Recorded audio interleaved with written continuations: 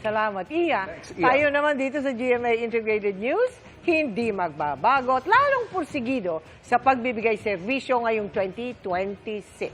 Inspired tayo, ma'am, ng ating mga manonood, ng ating mga kasahan, at ng mga nagpapakalaga sa ating pagbabalit.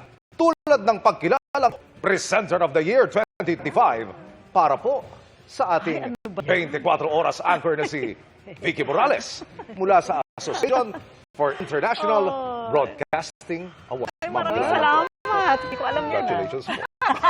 Emil, bukod dito, Thank you. sa 24 oras, Salamat. napansin din nila. Mula 24 oras, Salamat. napansin din nila ang humiliki sa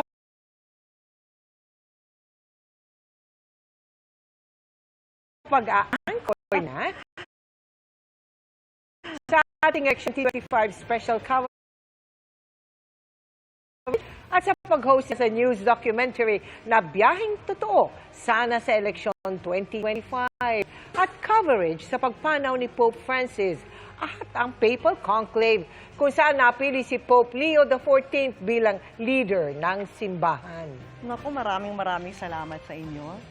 Deserve, Mel, Emil, deserve, Iya, deserve. thank you very much. At sa mga kasamahan ko dito sa GMA Integrated News. Thank you very much po sa inyo.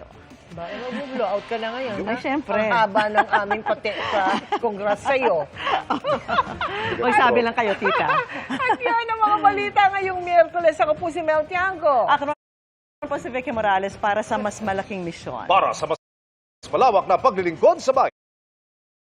Ako po si Emil Sumangil. Mula sa GMA Integrated News, ang News Authority ng Pilipino. Nakatutok kami 24 oras.